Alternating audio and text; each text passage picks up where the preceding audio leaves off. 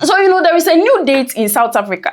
30th June is over. Now, the 30th of September 2026, there is going to be a more intense march in South Africa. And September 30 is another way that we're going to be on the streets to make sure that we make our voices heard. And all of a sudden, we have white South Africans joining march and march. What I feared was going to happen to South Africa is what is unfolding now. But regardless, Light is here to give you all the KE setting. Just like West Africa has ECOWAS, the Southern Africa too has SADC. SADC is all the 16 countries in Southern Africa. They come together, they form an organization which helps all those state countries, they prosper economically, security, and all those kind of things. So SADC held a summit in South Africa. It happened on the 16th of August to the 17th of August 2026. And it was at that moment that March and March also seized an opportunity to be present where they are having the meeting. They have Namibia, Zambia, South Africa, Mozambique, all those countries. All the presidents and the state representatives from all these countries were in South Africa on the 16th and 17th. So March and March members and their leader, Jacinta Ngobese Zuma, also marched to the auditorium where they were doing the premises of the auditorium where they were having the summit. It happened at Durban. And they were chanting that when they are done with the meeting, when they are done with the summit, they should also make sure that they fetch their people from South Africa. So if you came from Mozambique, you are the Mozambican president. When you are done with the summit, you take your people with you. It was at this event that Jacinta Ngobese Zuma was interviewed, right? And she was being asked about the looting and what is happening in South Africa and all that.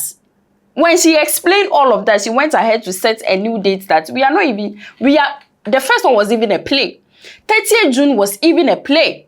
Right now, they have stamina and they are organizing a more intense one, which is going to happen on the 30th of September 2026.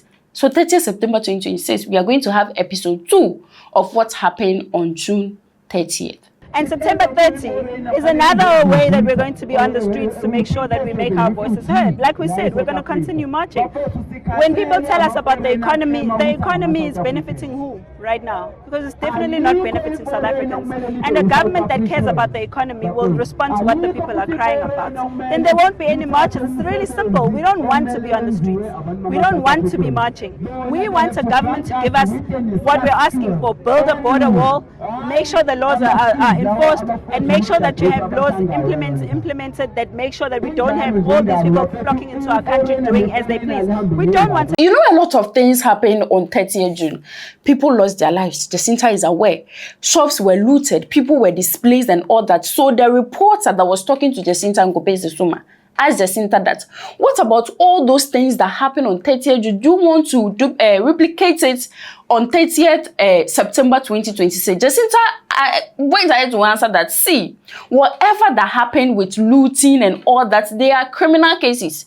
Catch criminals and prosecute them. We are match and match. What we do is match. We do not loot. And second of all, if people get displaced, they are illegal in South Africa. And they are scared that they are illegal. They are not scared that we are coming to attack them. Look, looting is a criminal issue. We're not criminals. We don't go around looting shops. We don't need all that rotten food. So the government must deal with looters the way looters should be dealt with by the law. What we do when we march is legal. There's nothing illegal about marching in the streets of the country. So we'll continue to do so until the government listens to us. And then on top of that, when you're asking about people being displaced, it's not our fault that people are displaced. The people that were hiring them, giving them jobs, they are the ones that are supposed to give them money to have tickets to go home. How is that our problem? Because we're not the one that displaced them. They were displaced because they were fearing the fact that June 30 there's going to be chaos, etc., etc. So they decided, and I know a lot of people who are covering the story actually heard from them saying that they were scared of June 30. It had nothing to do with us physically removing them. So that is the story that must be told. It mustn't seem as if we're the ones that went into their homes and removed them. That's not the true reflection of the truth. But this is the most important part of today's story. There is one thing that I've been so scared of. I've been wondering, I hope it is not what it is or what I am seeing. And Jacinta Ngobese Zuma on the 17th of August 2026 made me see that, which is yesterday, made me see that it is exactly what I have been thinking. So there is an organization in South Africa called AfriForum. AfriForum is an organization that fights for white South Africans, the Afrikaners.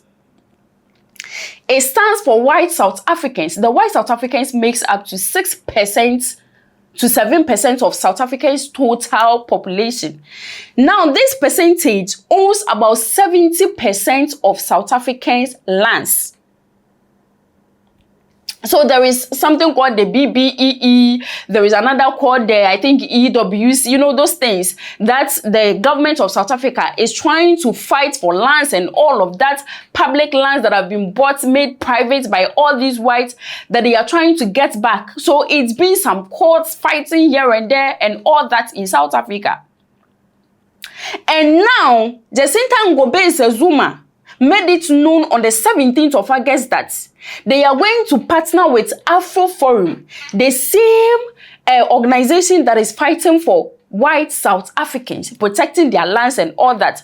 But Jacinta Ngobese Zuma gave a justification. According to her, they are going to partner with them just because they feel like AfriForum is a successful organization. They've been able to protect their people. That is why they are going to partner with them. There is a key thing she said that we are going to explain, but let's listen to her first. We work with anyone who's a South African, we work with. I mean, AfriForum is South African. We're not against anyone because of their race. The only thing we always talk about is people who are undocumented in the country. And we're saying we're going to go to AfriForum and learn from them because it's important for us to take lessons from people if they're doing something right. And the right things that they are doing, we're going to be learning from them. It doesn't mean that we're saying now we're going to be worshipping AfriForum. That's not what we're saying, because we also told them that where we disagree, we disagree. But here we want to learn on the things that you are doing correctly for the people who are in your forum. So that's part of the SA First Forum, and that's the mission that we want. We want to come up with strategies and ways that they learn to finance things like universities, how do they build them, etc., etc. So it's really a learning opportunity for us. Now, there's a part of the entire speech that she was given that got me scared, and it is this part. She said it that there are things that we told them we will agree on, and there are things we will not agree on. That is literally what she meant. Now, if she is talking about agreement, then the entire thing is not like they are going to AfriForum for advice because AfriForum is successful. There have been some agreements. They've sat down and they've had discussions. Okay, we agree on this, we are going to do it. We disagree on that, we are not going to do it. And mind you, she said that they went to AfriForum because AfriForum is successful. How are they successful? They are successful because they've been able to protect the lands they got from colonization. The lands that are supposed to be public, that they've been able to buy, made it private, that the government cannot access. They are successful on that. They've been able to protect the white South Africans in South Africa and make them wealthy. That is what they are successful at. And that is what Jacinta Ngobese Zuma is going to learn. And when she went, there's been an agreement. My part that I am scared of is the agreement. What is the agreement? What are they agreeing on and what are they not disagreeing on? You know, it's not just me that had questions. We had some South Africans that also had a lot of questions to ask Jacinta Ngobese Zuma for partnering with AfriForum. Upon us. Jay-Z says, when the grass is cut, the snakes will show. This is still it.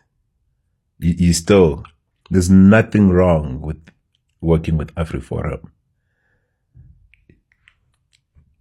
She sees nothing wrong with AfriForum. AfriForum was being sarcastic, is what she said. Remember, you said there's no way Jacinta would work. The much would collaborate with AfriForum. They were just being sarcastic. We just don't understand sarcasm. Much and Much told us when we said, "Ingozile, kafi up." We were just imagining things, and there was nothing to see here. Like, we're still holding steady.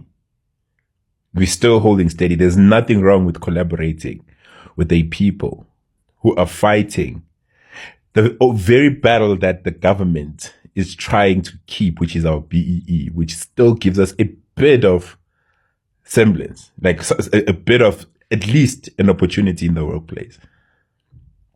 There's nothing wrong with that organization. There's nothing wrong with an organization that says, as a black person, you are the land and the resources that were stolen from you. The resources that were stolen from you. You're not allowed to take them back. They, as a 6 or 7% minority, own over 70% of the world and the land and the resources of this country. But we need to learn from them.